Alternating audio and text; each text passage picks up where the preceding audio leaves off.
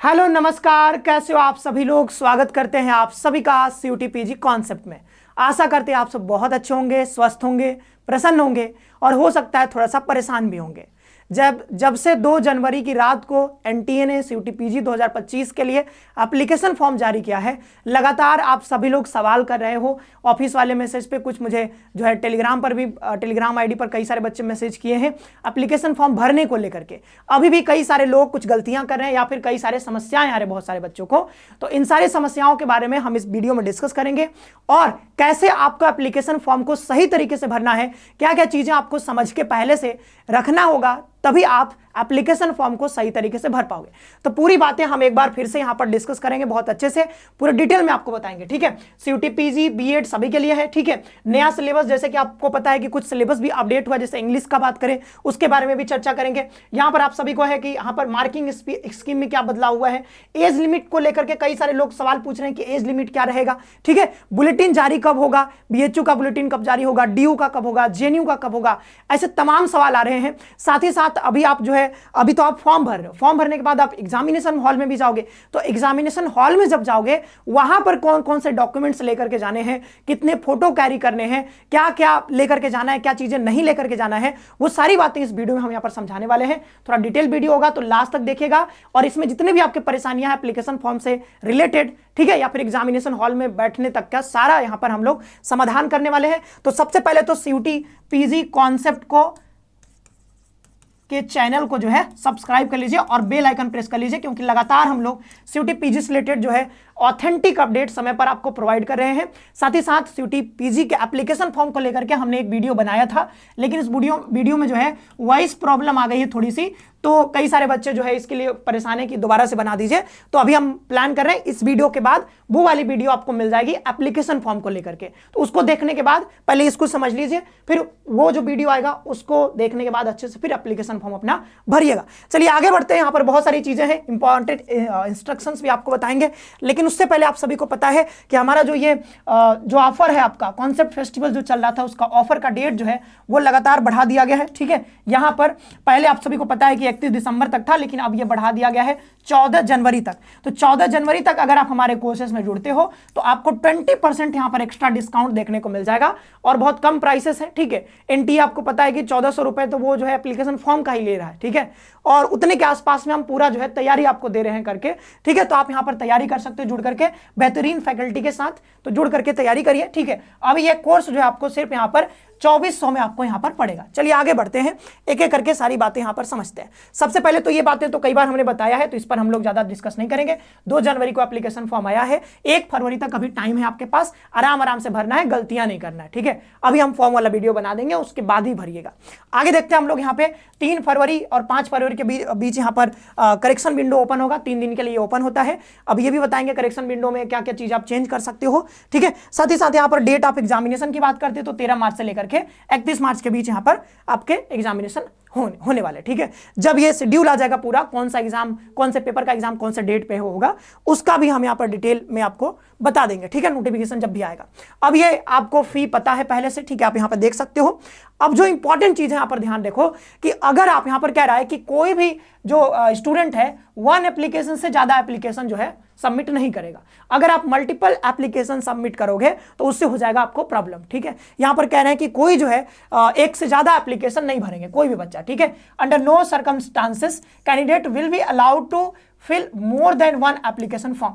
ठीक है, strict action लिया जाएगा। स्ट्रिक्ट एक्शन का क्या मतलब है, आपका जो है एप्लीकेशन अगर आप बार बार भरते हो तो हो सकता है आपको यहां पर एप्लीकेशन फॉर्म आपका कैंसिल कर दिया जाएगा, तो फिर आप एग्जामिनेशन नहीं दे पाओगे, तो गड़बड़ हो जाएगा। ठीक है, तो एक ही एप्लीकेशन फॉर्म भरना है, सही तरीके से भरना है। ठीक है, बाद बाकी हम बात करते हैं यहां पर no correction will be permitted once the correction period is completed. जो यहां पर करेक्शन विंडो का यहां पर दिया गया है ना डेट, ये देखो यहां पर जो डेट दिया गया है 3 फरवरी से लेकर के 5 फरवरी, तो जो 3 दिनों के लिए ओपन होगा ना, तो ये 3 दिनों के लिए जो करेक्शन विंडो ओपन होगा, करेक्शन विंडो जब बंद हो जाएगा उसके बाद आप कोई भी चेंज नहीं कर सकते हो एप्लीकेशन फॉर्म में। तो करेक्शन विंडो तो बाद में ओपन होगा, पहले तो आप जो है 1 फरवरी तक अपना फॉर्म ही भरोगे। ठीक है, उसके बाद जब होगा करेक्शन विंडो में भी ध्यान रखना, आप सारी चीजें चेंज नहीं कर सकते हो। कुछ चीजें होती हैं जैसे फोन नंबर, ईमेल आईडी, अपना नाम, पिताजी का नाम। कई बार आता है कि इन सारी चीजों में से कोई एक चीज आप, जैसे अपना नाम, पिताजी का नाम, माताजी का नाम, उसमें से हो सकता है कि एकाक चीज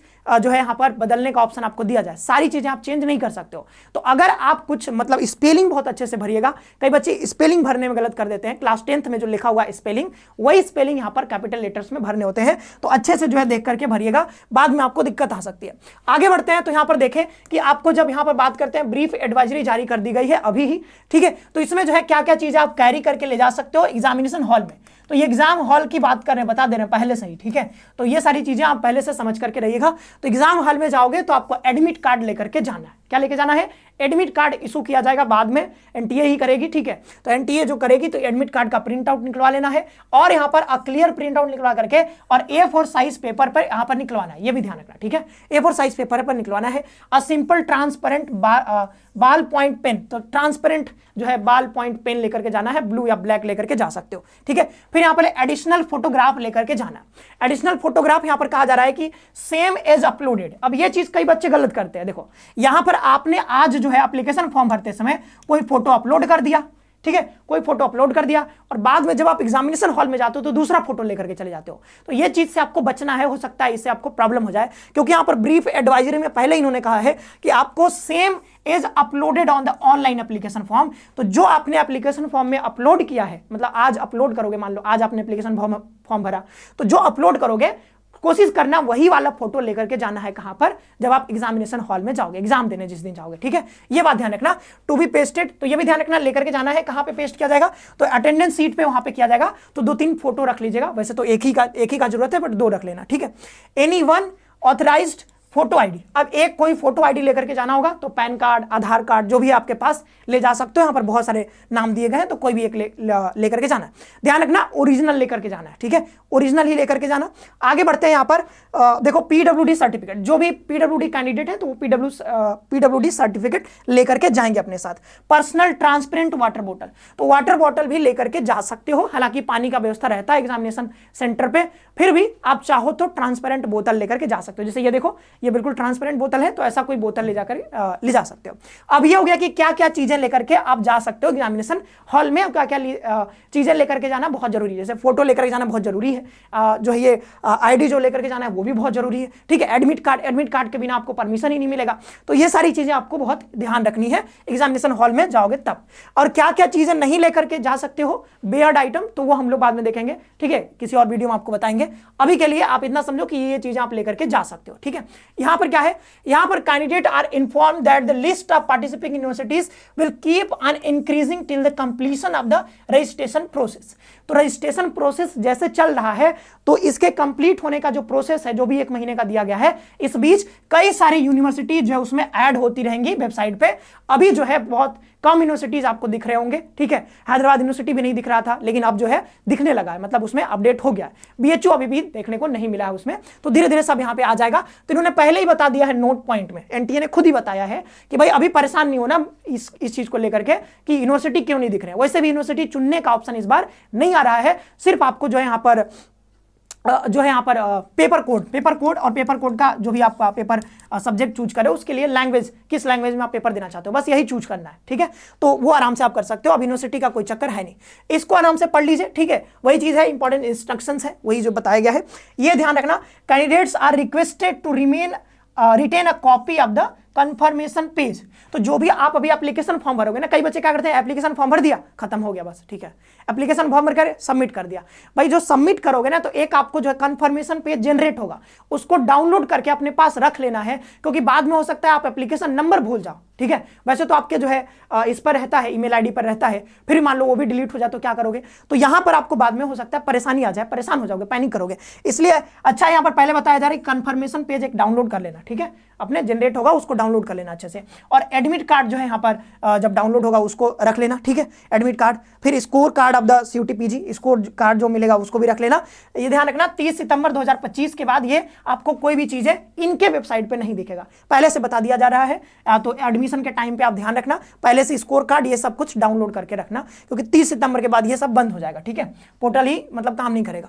फिर मीडियम ऑफ क्वेश्चन पेपर, कई लोग मीडियम को लेकर के परेशान थे, तो मीडियम में बता दूं कि मीडियम जो है हिंदी और इंग्लिश दोनों रहता है। हाँ, कुछ सब्जेक्ट्स ऐसे हैं जहां पर जैसे कि अगर देखो यहां पर, जैसे अगर हम देखें कोई लैंग्वेज का, जैसे हिंदी लैंग्वेज देने जा रहे हो, तो हिंदी तो लैंग्वेज का पेपर है, तो ये तो हिंदी माध्यम में ही रहेगा ना। अब हिंदी लैंग्वेज का पेपर इंग्लिश माध्यम में थोड़ी देंगे, वैसे इंग्लिश का पेपर इंग्लिश में ही रहेगा, ठीक है। तो ऐसे जो लैंग्वेज के पेपर होते हैं वो उसी लैंग्वेज में रहेंगे, ठीक है, उसी माध्यम में रहेंगे। लेकिन यहां पर कुछ, जैसे कि कुछ पेपर है यहां पर देखो, एक्सेप्ट फॉर लिंग्विस्टिक्स, तो लिंग्विस्टिक्स के लिए देने जा रहे हो तो वो इंग्लिश में रहेगा। अगर हम paper for MTech, higher science, ये सब के लिए बात करें तो वो इंग्लिश में रहेगा।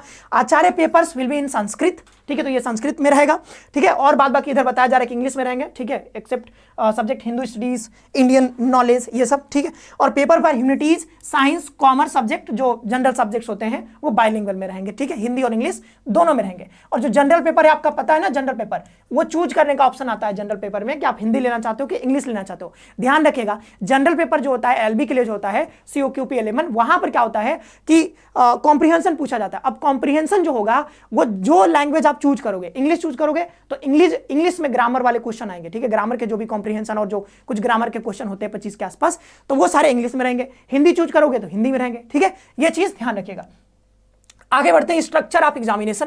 तो स्ट्रक्चर में ज्यादा कुछ यहां पर बदलाव जो है आपको पता ही है, टाइम को लेकर के हुआ है, जो मेन बदलाव हुआ है टाइम को लेकर के कि 90 मिनट्स दिए गए हैं, 75 क्वेश्चन रहेंगे, 75 में से 75 क्वेश्चन आपको बनाने हैं। मैक्सिमम आपको 4 टेस्ट पेपर यहां पे चूज कर सकते हो, ठीक है। रजिस्ट्रेशन प्रोसेस के टाइम पे यहां पर आपको मीडियम आपको चूज करना होगा जनरल पेपर के लिए, हिंदी या फिर इंग्लिश देना चाहते हो, ठीक है। मार्किंग स्कीम, अब यह ध्यान रखना, जनरल पेपर में होता क्या है कि ऑनलाइन जब आप पेपर देते हो, ठीक है, तो अगर आपने हिंदी चूज किया है ना तो भी आप उसको इंग्लिश में स्विच कर सकते हो, ध्यान रखना, ठीक है, ये बात ध्यान रखना, क्योंकि मैंने खुद ही जो है ऑनलाइन माध्यम में 2023 में इसका पेपर दिया था, CBT मोड में हुआ था, ठीक है। तो मैं बता रहा हूं कि अगर आपने हिंदी चूज किया तो आप चिंता मत करना, ठीक है। हिंदी चूज करोगे तो जो कॉम्प्रिहेंशन ये सब चीजें हैं, ग्रामर वाली चीजें हिंदी में ही रहेंगी, ठीक है, मतलब हिंदी वाली ग्रामर पूछी जाएगी। लेकिन जो बाद बाकी जो क्वेश्चन होंगे वो हिंदी में रहेंगे, बाद बाकी जो क्वेश्चन होंगे वो हिंदी में रहेंगे, लेकिन आप इसको ट्रांसलेट कर सकते हो। ऑप्शन आता है वहां पर कि आप इसको इंग्लिश में करना चाहते हो, क्या इंग्लिश में पढ़ना चाहते हो, तो इंग्लिश में ऊपर जो है राइट कॉर्नर पे रहता है ऑप्शन, तो उसको उसका लैंग्वेज जो है आप बदल सकते हो, तो हिंदी से आप इंग्लिश में जा सकते हो। तो क्योंकि क्या होता है ना, कई सारे ऐसे क्वेश्चन होते हैं ट्रांसलेट करते टाइम, जैसे कि जो हिंदी में पेपर होता है वो इंग्लिश वाले वर्जन का प्योर ट्रांसलेशन, गूगल ट्रांसलेशन होता है, ठीक है, तो उसमें कई बार जो है चीजें कई बार गड़बड़ हो जाती हैं, ठीक है। तो आप उसको स्विच करके देख सकते हो, क्योंकि मुझे बहुत प्रॉब्लम आ रहा था, क्योंकि कई सारे क्वेश्चन हिंदी में गड़बड़, क्योंकि हिंदी में हमने चूज कर लिया था, ग्रामर मेरा हिंदी अच्छा है तो हिंदी ले लिया था, तो वहां पे प्रॉब्लम आ गई थी। तो आप इसको चेंज कर करके, चिंता मत करो, इंग्लिश में आपको बदलने का ऑप्शन मिलेगा, ठीक है। आगे बढ़ते हैं, ये रहा आगे, तो 4 नंबर मिलेंगे, एक क्वेश्चन सही करोगे तो, और गलत करोगे तो यहां पर एक क्वेश्चन आपका कटेगा, ये सब आप जानते ही हो, ठीक है। आगे बढ़ते हैं, अब यहां पर बता देते हैं एज लिमिट, इसके लिए इसको लेकर के बहुत प्रॉब्लम आ रहा है। देखो age limit, age such CUT exam के लिए कोई एज लिमिट नहीं है, ठीक है, CUT एग्जाम के लिए एज लिमिट, CUT PG के लिए कोई एज लिमिट निर्धारित नहीं की गई है CUT के द्वारा, ठीक है। तो ये जो CUT का एग्जाम है, ठीक है, CUT तो एग्जाम है, NTA के द्वारा कोई जो है यहां पर नहीं किया गया, ठीक है। तो एज लिमिट को यहां पर नहीं बताया, एजुकेशनल क्वालिफिकेशन बताया गया है, जैसे बैचलर डिग्री पास होना चाहिए, ठीक है, या फिर अपीयरिंग होना चाहिए। तो जो बच्चे अपीयरिंग है अभी, ठीक है, तो उनके लिए चिंता नहीं करना है, ठीक है। तो equivalent examination in 2025 are eligible to appear in CUT PG 2025। तो कई बच्चे जब यहां पर फॉर्म भर रहे हैं तो वहां पर जैसे कि आप अभी अपीयरिंग में हो, ठीक है, इस साल अभी आप पढ़ रहे हो, लास्ट ईयर में हो, ठीक है, तो जो अपीयरिंग कैंडिडेट है वो पूछ रहे हैं कि हम 2024 भरे अपीयरिंग में कि 2025 भरे। तो अभी जो करंट सेशन आपका चल रहा है तो जो 2024-25 है, तो 25 में आपको जाकर के फाइनल जो आपका होगा 25 में होगा ना जी, तो 25 में होगा। तो अपीयरिंग वाले जो कैंडिडेट हैं जो अभी पढ़ रहे हैं लास्ट ईयर में, वो 25 भरेंगे। यहां पर लिखा है देखो, इक्विवेलेंट एग्जामिनेशन इन 2025। तो ये जो अपीयरिंग वाले भी क्या भरेंगे, यहां पे अपीयरिंग वाले जो अभी पढ़ रहे हैं लास्ट ईयर में वो 2025 भरेंगे। जो पहले पास कर लिया वो देख लेना अपना 2024 में 23 में कब पास किया, ठीक है।